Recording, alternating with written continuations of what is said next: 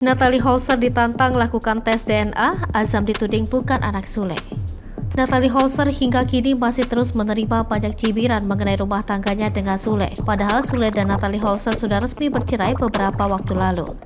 Belum lama ini Natalie Holzer mengaku sakit hati karena putra sulungnya Azam Adriansyah Sutisna dituding bukan anak Sule. Lantaran wajah Azam yang tak mirip dengan ayahnya, Natalie Holzer sampai diminta untuk melakukan tes DNA. Seperti diketahui, perceraian Natalie Holzer dengan Sule dituding karena adanya orang ketiga. Natalie digosipkan selingkuh di belakang suaminya itu.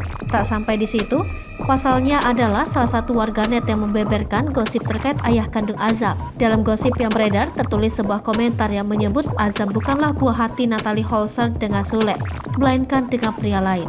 Natalie Holzer sempat dituding berselingkuh dengan manajernya sendiri saat masih berumah tangga dengan Sule. Hal itu pun kembali disinggung oleh Natalie Holzer saat dirinya membagikan curhatan soal lika-liku kehidupannya di Instagram pribadinya.